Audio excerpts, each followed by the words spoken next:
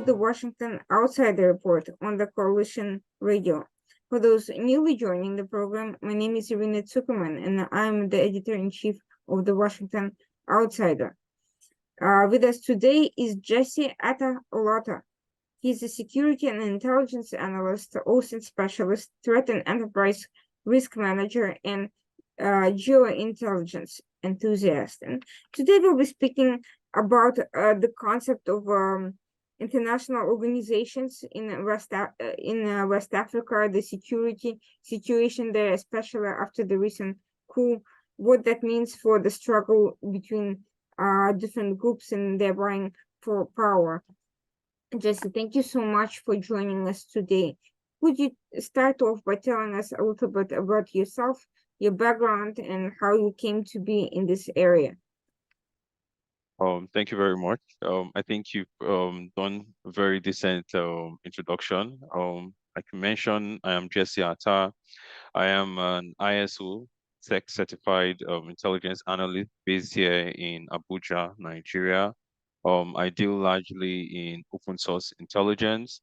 And my professional focus is in enterprise risk management solutions, which encompasses conducting comprehensive threat security assessment for business continuity plans and incident response management for businesses here in Nigeria. Thank you very much. So to start off with, the security landscape in Nigeria and in West Africa is quite complex. We've seen a number of both political coups in the last few years, as well as a struggle, sectarian struggles, terrorist organizations, conflicts between the law enforcement and some of these organizations. Can you tell us a little bit about the breakdown of everything that is going on? Who are the key stakeholders? Who are the key players? Who are the biggest threats that we're dealing with? All right, thank you very much. Well, Nigeria and neighbors in Sahel and also in Central Africa all face a form of similar significant security threats, bordering around insurgency from local aggrieved groups and also terrorism from international threat terror actors. Some of like you mentioned, key stakeholders in the region border around the Islamic State and Al-Qaeda. The Islamic State over time has been able to consolidate with various groups across in Nigeria, within Nigeria, the Sahel region, West Africa as a whole, and Central Africa, and likewise Al-Qaeda. Their pursuit has mostly bordered around, really gaining grounds and taking up territories that lack significant government presence. And all of these have been, have been successful over the years due to poor policies in certain parts of the country and poor security operations in this environment. But while the situation remains fluid, there have been significant gains over the years as well in terms of pushing for a regional cooperation in countering terrorism, as well as a more intentional drive by government in really pushing its influence in certain areas and reclaiming those areas from terror groups. One of the issues people have been concerned about is that local law enforcement was alleged to be engaging in human rights abuses when confronting this de-radicalization process. To what extent is that still true? Has there been any improvement in that area? Well, in Nigeria, where I am, internal security, mostly led by the Nigerian police, have had significant issues of misconduct going by the 2020 anti police brutality protests, which really took the country in shock and surprise. Nigeria has dealt largely with a lot of these internal security issues due to corruption from security agencies and lack of accountability over the years. You will recall that even the Boko Haram situation was sparked by the killing of Mohammed Yusuf in Borno, in which was carried out and in form of police misconduct, where he was shot multiple times at the entrance of a police station, which really increased the intensity of the anger and the pain among his followers, and really making situation really worse. In terms of the military, we've also have had allegations of such misconduct, and yet scandals and various forms of allegations still keep on coming up from now and then. But interestingly, there has been significant increase with past government, which came in 2015, in terms of security sector reforms. Though it has not been perfected, but we have seen a tremendous shift from traditional means of really dealing with our security issues to meeting international standards and really creating that room for international collaboration in dealing with insecurity issues within the country. And speaking of these internal processes, to what extent has there been success in de-radicalization or essentially former fighters for terrorist organizations voluntarily leaving these organizations and reintegrating into society? Well, Nigeria, like every other country battling with terrorism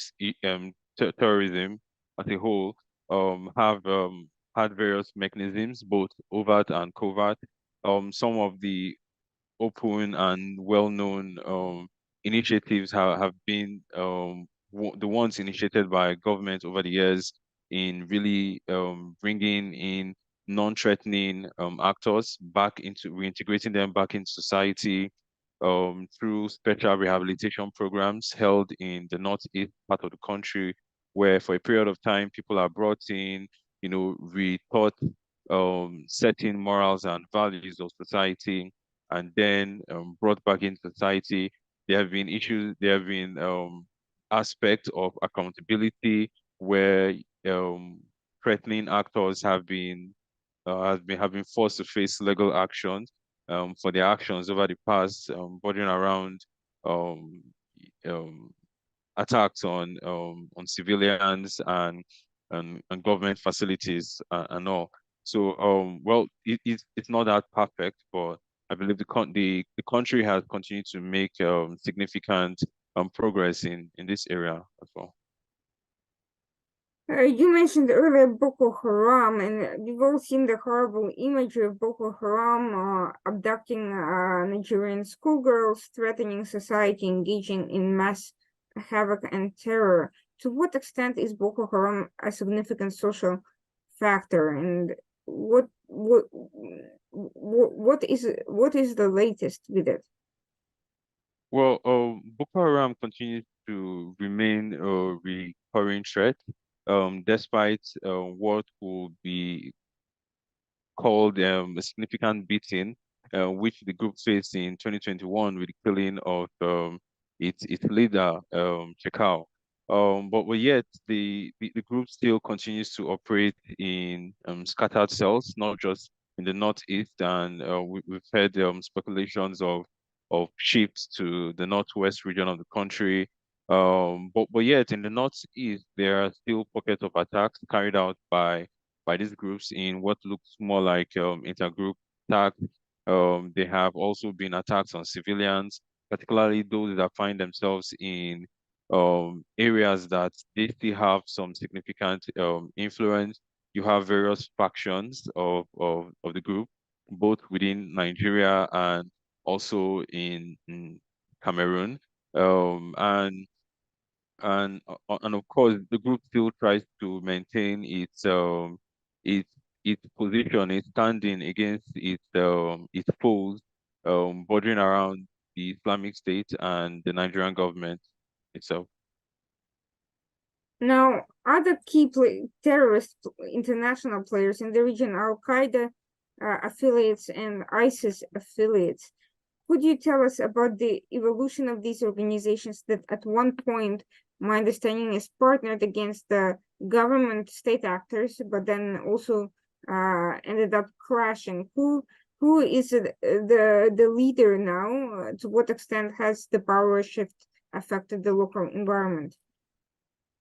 Oh, well, we've anyone that knows Nigeria and its fight against counterterrorism will always mention Boko Haram being a recurring name, and to a great extent there was very little to say about Islamic State in Nigeria here.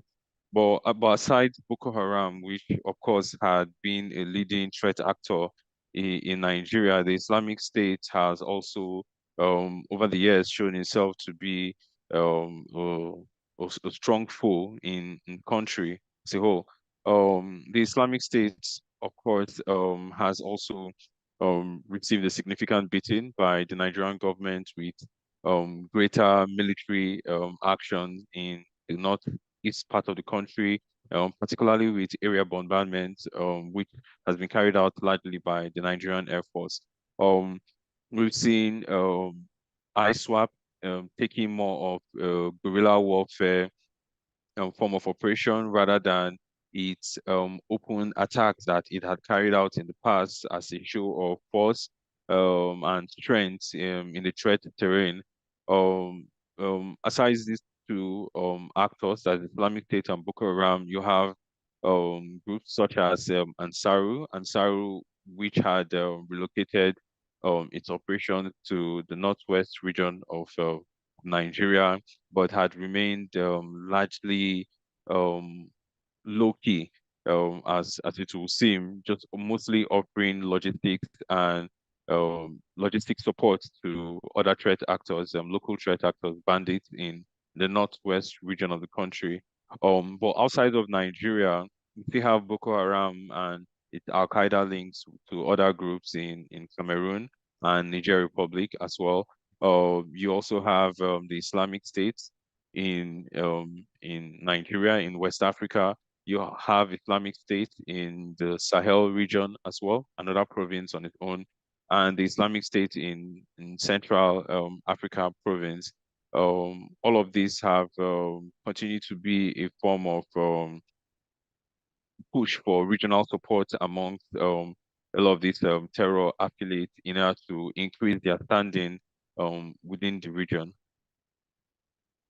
Speaking of the Sahel, there's been quite a lot of ups and downs between all these international affiliates. At some points, Al Qaeda was the more prevalent. Al Qaeda affiliates were the more prevalent. At other points, the ISWAP and other similar actors hold sway. What is the situation now, and how did they get to the point of primacy? How do these terrorist organizations cross-pollinate and recruit from another? And what makes one more successful than another? I strongly believe in, I think these groups largely leverage on consolidation, their ability to merge with smaller groups and um, beat other groups in their claimed territories, anti-federal territories, as we would like to look at it. I think they leverage on the amount of beating they give the other in terms of how many fighters on the Boko Haram camp can they kill in a single attack, and how many can Boko Haram kill in a single attack against ISWAP.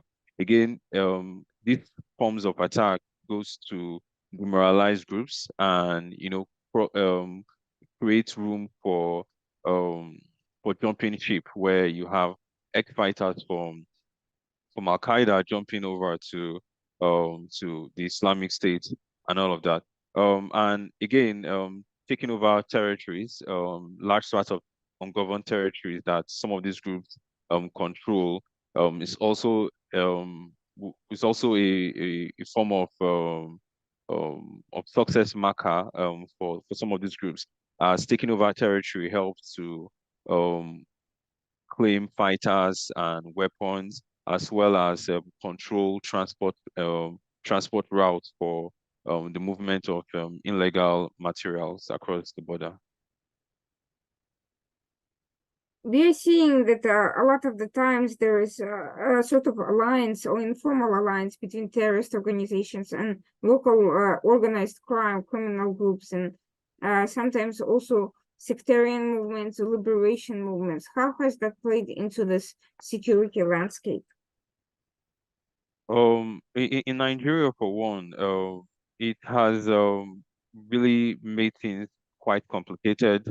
We saw post 2021, after the killing of Chekau, saw groups moving from the northeast part of the country to the northwest part of the country to consolidate with local bandit groups that had been causing rampage in the northwest region of the country. Um, this movement of Boko Haram ex-fighters looked quite threatening to the Islamic State as well, who also decided to put some of these fighters over to this part of the region in order to also find some level of standing in that particular area. I think groups largely try to merge with some of these bigger groups in terms of what they bring to the table, weapons, the manpower to also overcome their own forms of foe as to look. Um, this continued consolidation is also due to long-held grievances that have mostly driven certain groups to carry out certain actions that they do carry out at this moment. And without addressing some of these grievances on the long run, continues to propel such actions of having militia groups scattered across the region, across the country, and looking to consolidate with terror groups despite their ideologies and their doctrines, just to increase their capabilities and make themselves very dominant actors in their various threat terrain. And there's also, what are some of these sectarian or liberation-based grievances that feed into the narratives of these recruitment organizations? Sorry, can you come again? What are some of these sectarian or social or liberation-based grievances that feed into the recruitment narratives for these terrorist organizations? What specific Oh, grievances are we talking about? those that mostly border around political needs and political wants. Um, to give a typical example, you have that of bandits here in Nigeria, and you see bandits pushing this idea of some level of marginalization and maltreatment by the government. Yet, despite the plainness and simplicity of some of these grievances, yet you do not see they are lacking direct initiatives from the government in actually dealing with this particular situations. So in a case where certain groups are coming out to say, see, we are affected by the lack of fair distribution of wealth across the country, and yet they are met with strong military actions. Some of these grievances push groups to say, you know what, perhaps I can't um, easily dialogue with with the government. In this case, I need to pick up weapons, I need to pick up arms in order to defend myself. And you see terror groups leverage on these sentiments to aggravate tension and the use of arms and all of that. And you see even government actions on its own. We've seen in cases where um, groups have decided to have formed this mentality where if there are no armed hostilities, government will never want to listen to you. So you have to pick up arms in order to disturb the government for them to actually want to negotiate or even listen to your complaint. So all of that encompassing is largely leveraged by terror groups in order to grow their ideologies and in their influence in with various sectarian groups thereabout. How has this dynamic impacted the civilians in both Nigeria and I guess the Sahel and the region in general? Sorry? How has this dynamic impacted the civilians? Well, we've seen conflicts has continued to increase, attacks have continued to increase, and largely it's well mostly looking at displacement of people from their original land of settlement to refugee camps and IDP camps, as to same here in Nigeria.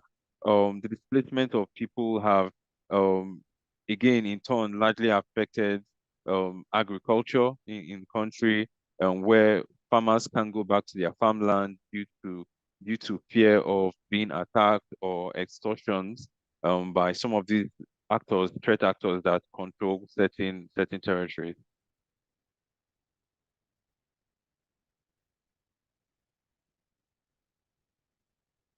So what can the government and law enforcement learn from the strategies and the networks that these organizations form, and to what extent uh, has the movement and migration around the region made complicated or facilitated counterterrorism operations? Um, so from Nigeria, speaking from Nigerian perspective, in terms of adapting to changing dynamics with various actors, we've seen that largely with security forces, particularly the military, with the what I'll call transformation of certain security operations and adapting to these new hostilities in order to respond effectively in dealing with the issue before it gets out of hand. One, for example, have largely been seen in the northeast region of Nigeria, where we've seen the movement of from Operation Lafia Dole to Operation Handakai um, between 20 between 2015 and 2021, in which the prior operation had largely identified Boko Haram as a key threat actor in the region, and the latter being an identification of not just Boko Haram but other extremist groups in the region.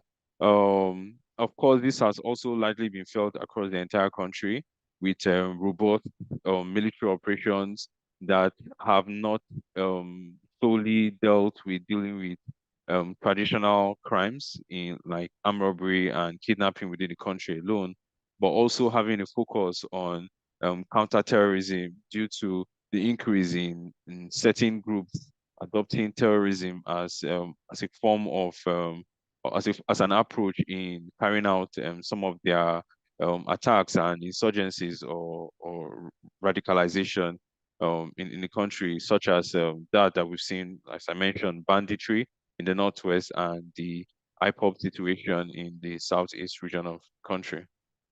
And to what extent are non-terrorist abductions a factor in the security uh, picture of the country? How often do they Well, happen? kidnapping has gone from being um, largely predictable to being very unpredictable these days. Kidnapping is not just it's not does not just occur in areas with active security threat concerns, but also happens in areas with less severe security threat concerns, such as like in Lagos or Akwa Ibom, for example. And this is largely due to certain aspect of economic strain in the country that has affected many in the country. Also, the impunity of groups to carry out certain attacks without fear of government or government security forces response. which again has to do with corruption in where there've been allegations um, of collusion between criminals and security agencies in the country. And again, we've seen groups, ideological groups, not just carrying out kidnap attacks before as part of their ideological belief, but now carrying out kidnapping attacks as a means to fund their movement and um, really boost their capabilities on the field. Let's talk about recruitment strategies. How do these groups identify their targets, and what do they do to exploit those grievances? How exactly does the process work? Well, looking at it from the religious point of view, first you look at radicalization, based off of religion. We find ourselves in a region that is highly religious, um, both on the Christian side and the Islamic side, as well as the traditional worshippers in various environments. You have people who you find yourself with people who are more in tune with their religious belief and seek this religious belief first before seeking logical understanding of certain things. And this has largely been where these groups are really able to um indoctrinate or young people into their sect. um Aside from religion, you have ethnicity, which is also another driving factor. Ethnicity is very big here in the region, Mhm. where people identify themselves more by their ethnic group before even their national identity. And this I speak with confidence as a Nigerian as well. And some of these ethnic grievances can largely be exploited in so many ways and can be used to lure people into various movements. And a typical example is like what we've seen with the IPOB issue in the southeast region of the country. And what efforts are made to diffuse these factors? How has there been an effort to kind of focus on the building of a national identity? To what extent is that successful? Oh, well, it has continued to dwindle in various ways. There lacks this national consensus, this drive for a national consensus in dealing with the common foe, having such mentality across the country, because some of these initiatives continue to be hampered by religious and ethnic bias as well. And I think one I even missed was a political bias. The lack of a national drive and a national consensus to really educate citizens in identifying terrorism and shunning terrorism continues to be one of the areas that we are missing and will continue to largely feed into the hands of various groups who exploit some of these gaps in order to pursue their agendas over time. Let's talk about funding a little. To what extent, what are the sources of funding for these organizations, and which one of them is winning the financial race? Sorry, I didn't get that. Funding. What are the sources of funding and income for these organizations? How do they fundraise, and who is winning this financial race? Well, I'm not really strong in this area, but one way I will tell you that funding is done is to the best of my knowledge, is via organized crime. The attack on various institutions, sabotaging of various institutions, selling of mineral resources such as crude and other precious materials like gold and all, um, forms its source of funding for various groups. I earlier mentioned the issue of kidnapping. and ransom collections are very, very big. As at last 2 years, a popular senator in Nigeria had mentioned that if if terrorist budget on kidnapping, their ransom collection was ever put on the in stock market, they will have one of the highest highest return over the years, in which was running into billions at some point. So organized crime and illegal trade routes continue to be one of the major source of funding for various actors. And in terms of who is winning in the financial game, I think it likely has to deal with who controls the most territory at a particular time. Of course, Boko Haram will not be able to kidnap somebody and keep them for a long time if they were operating within ISIS or ISWAP held territory. And given that ISWAP has more control in various areas, in particular in Nigeria, and it varies across the Sahel. One will see ISIS, given their strong network of groups and all, as one that's really leading in this area. At some point, all these organizations were quite active on social media and were also producing their own publications and outreach, basically outreach informational output. To what extent is that still true? Are their communications still fairly active on social websites, and what can be learned from their communication styles? With the growing push that we see in the world for social media scrutiny, by scrutinization by various social media giants, there has also been an equal push um for um for online neutrality, while engaging on some of these platforms.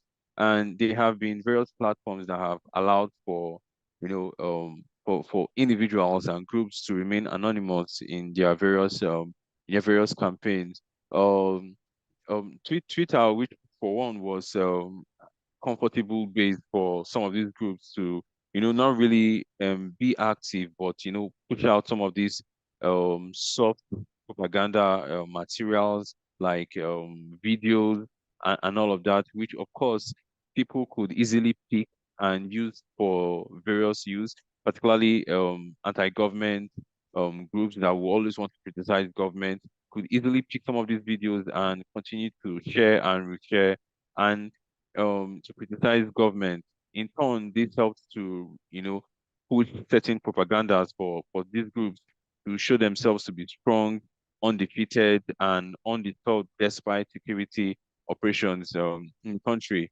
In terms of intergroup communication and all, we've had various social media platforms, like I mentioned, that have popped up that allows for neutrality, such as Telegram for one, as much as and other groups, other social media platforms that I couldn't really mention now.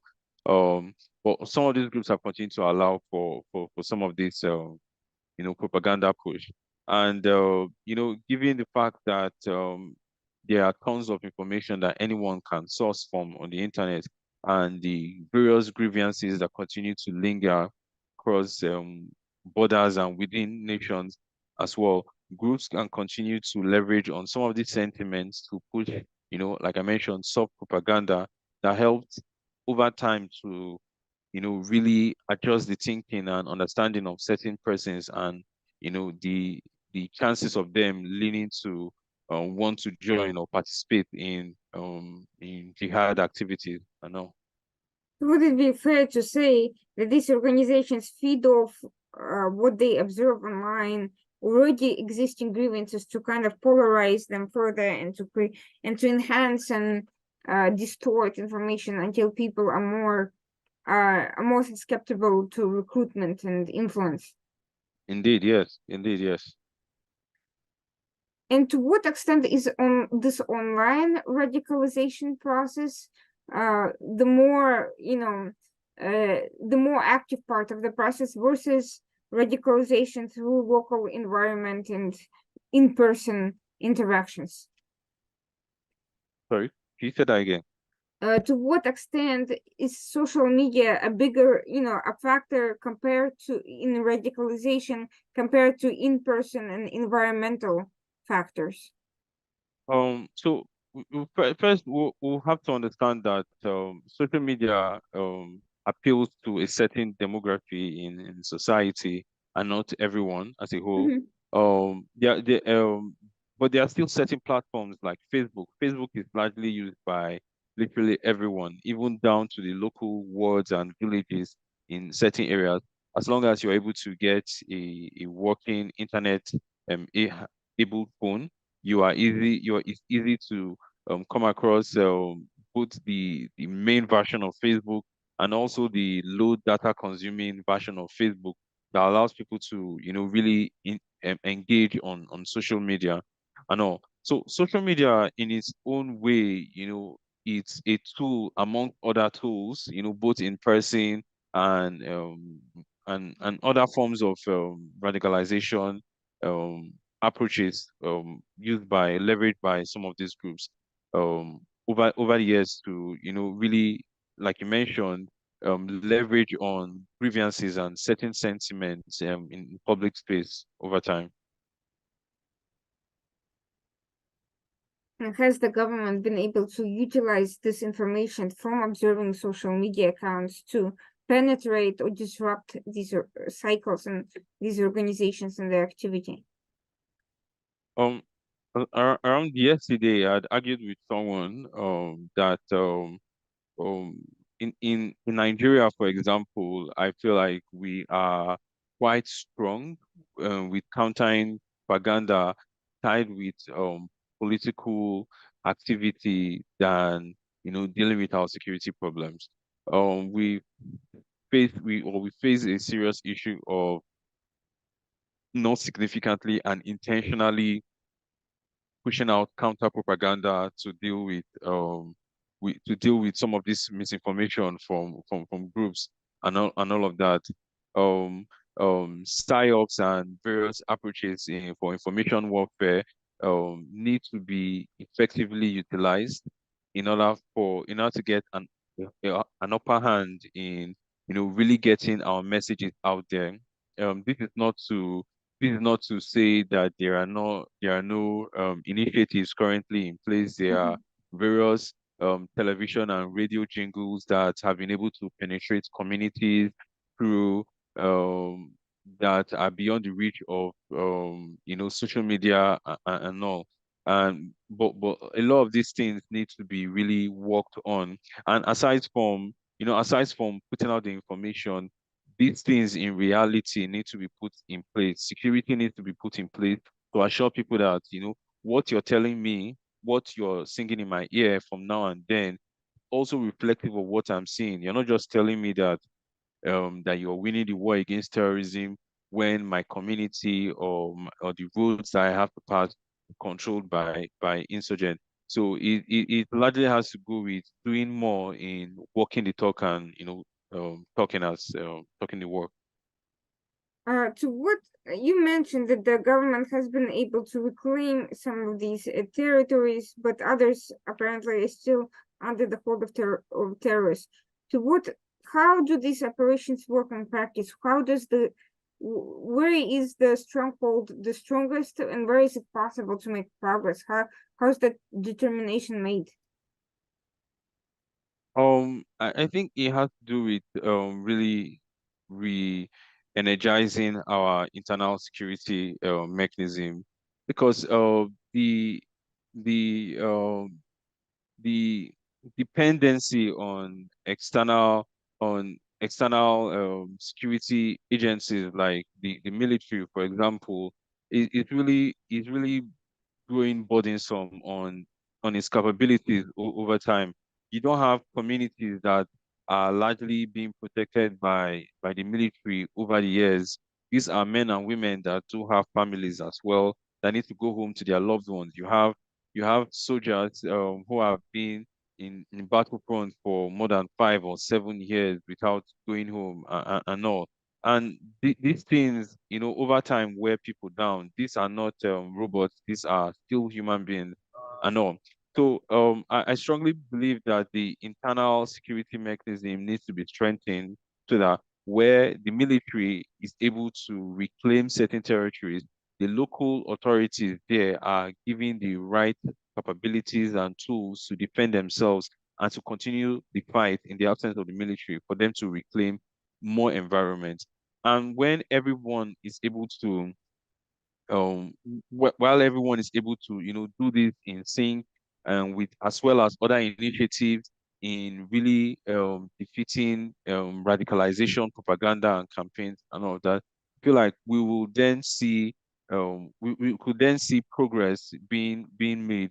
But where certain actions are not being complemented adequately by um other aspects of counterterrorism, we'll continue to have this issue of back and forth where you're reclaiming territories, you're leaving, and these guys only just wait for you to leave after a week or so or a month and then come back to reclaim those territories again.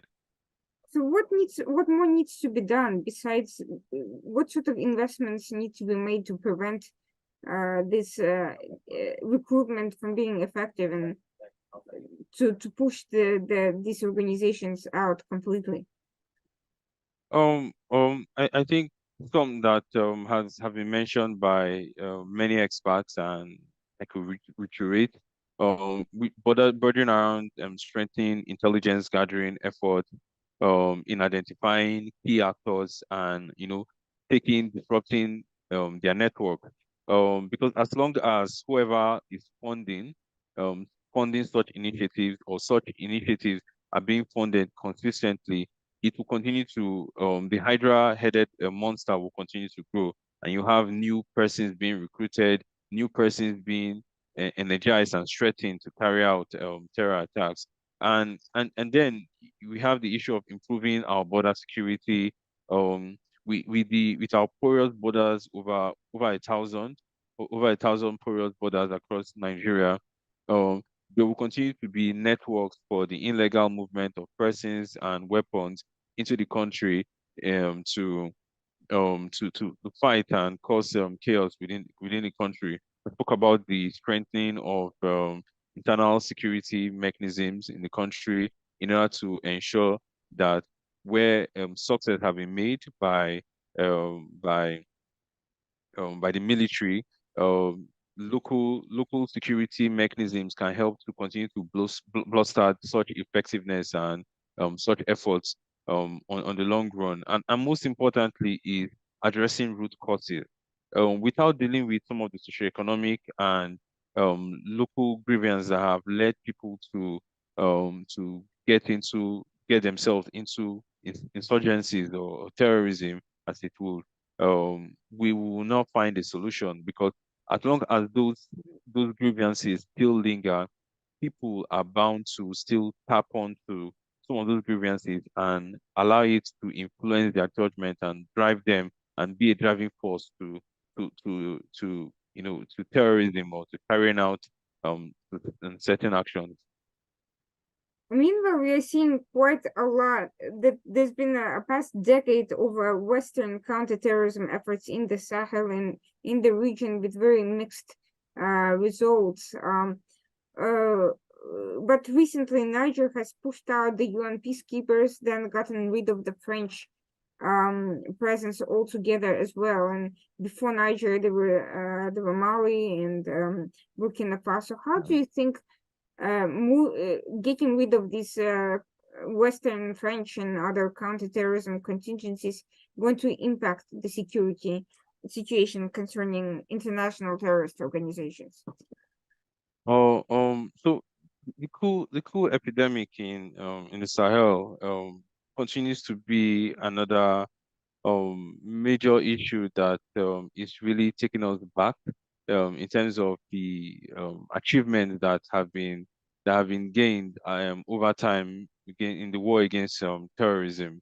We first saw Mali and Burkina Faso um, being taken over by military juntas, and despite jumping on the bandwagon of anti-French sentiment and pushing out colonial masters and all of that, these juntas have not been able to come up with clear initiatives in order to help their nations or to move them back into an effective or more accountable democracy that they have mostly championed over the years. But in terms of our conversation here, of course, democratic nations find it hard to work with undemocratic nations that due to our various regional and international um, signatories to various institutions and bodies that really champion democracy here in Africa. And so with the emergence of a military coup in Niger, you find one of our strongest ally in the region in the fight against terrorism is lost to this backward mentality of bringing about change in Africa through crude and selfish means. Um, the coup in Niger, for example, has we saw the transition from being an issue of largely a situation that had to do with just the colonel himself to joining the whole bandwagon of taking out the French and pushing for a democratic Niger Republic, and which we know will see play out over the years as another um, theatrics again of the military coming into politics, where there is a period of time where the military continues to control the nation with no clear or visible change in the country's economic woes, and then someone emerging from being a military officer to a civilian and taking over the country over the years. And of course, this largely affect our counterterrorism efforts and collaboration in pushing out groups.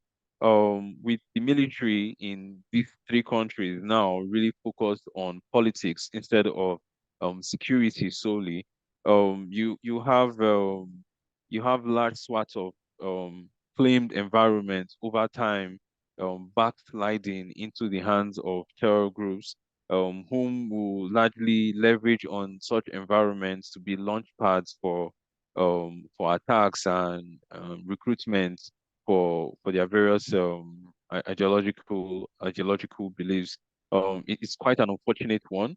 It's quite an unfortunate one, given the significant progress that Niger Republic had made in its fight against terrorism over the years.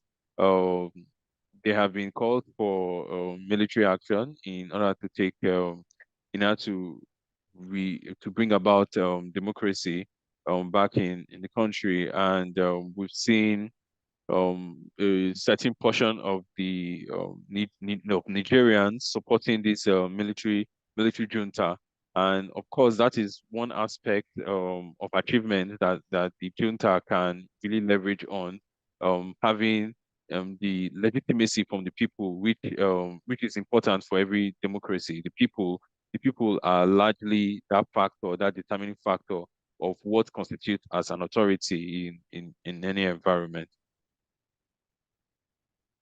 Do you foresee a time where the crashes, where the border security issues between these organizations can overwhelm, can bring about the unity of these, insurgents and terrorists, and overwhelm government capabilities if these new juntas are not prepared for them? Can you see more of a takeover of these countries? And actually, do you see a possibility that these terrorist organizations can literally take over portions of the state or attack the state in attempts to vie for political power and not just for control of some portions of the territory? again, this will largely have to do with the people on how they perceive this new authority in power. In a scenario where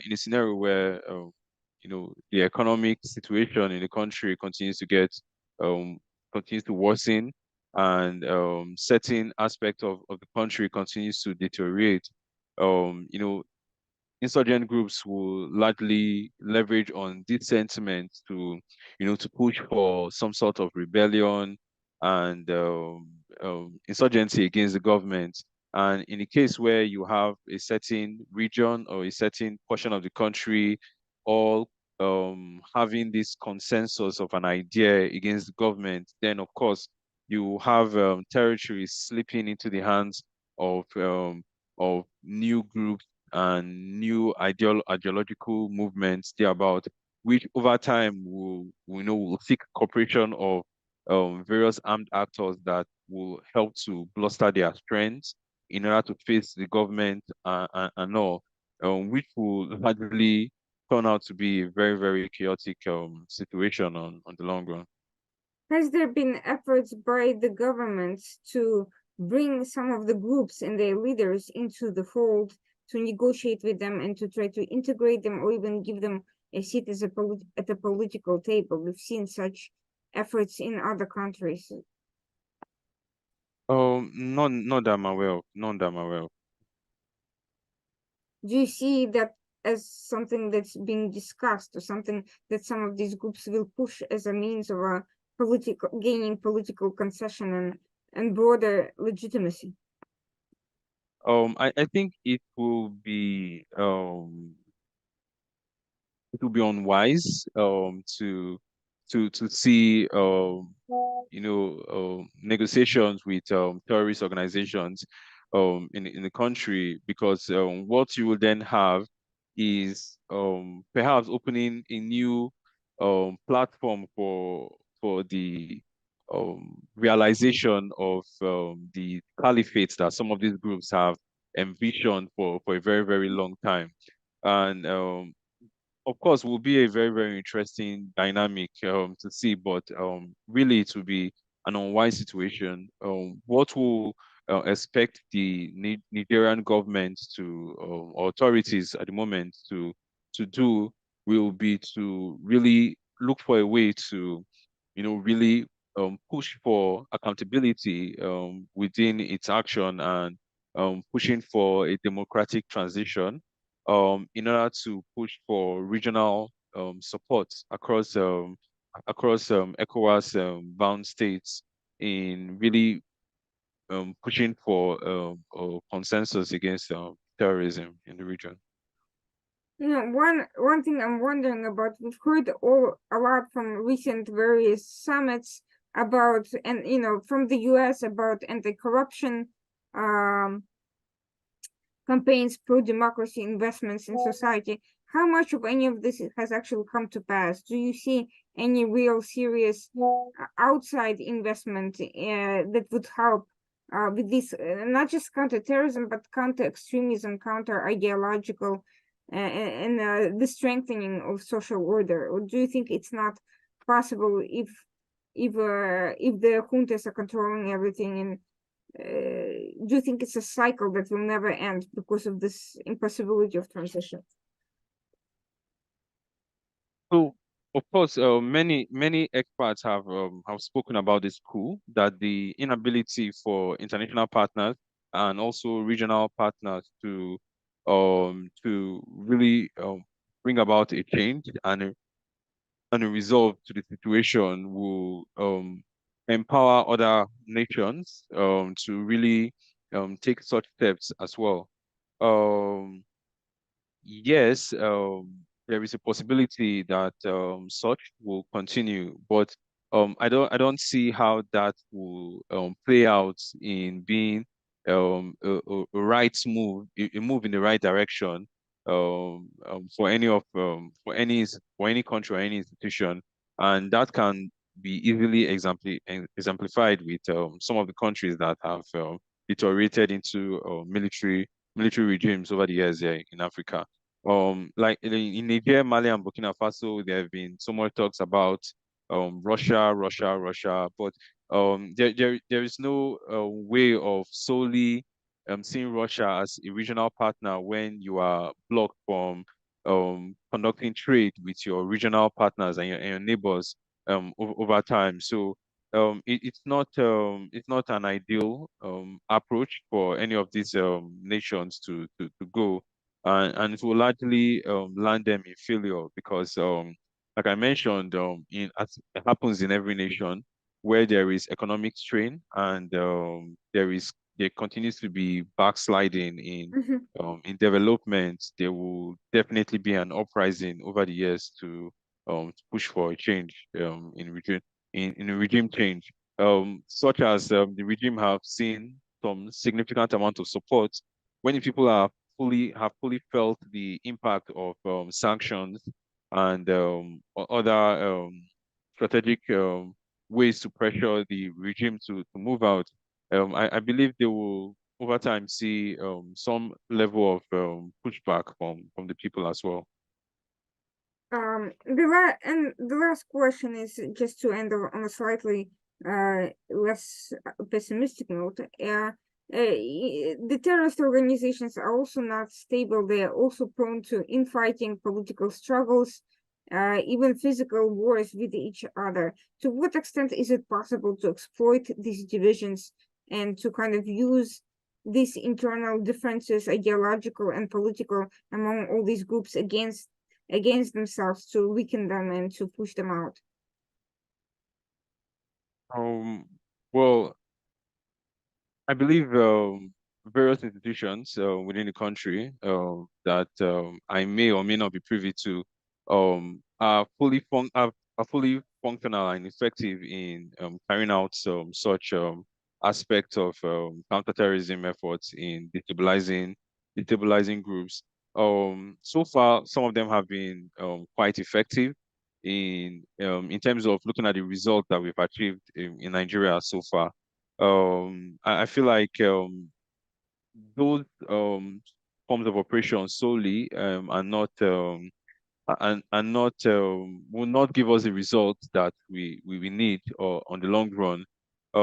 But indeed, they are quite effective and will continue to be quite effective in really pushing, weakening some of these groups and really help supporting military efforts to effectively decimate such institutions.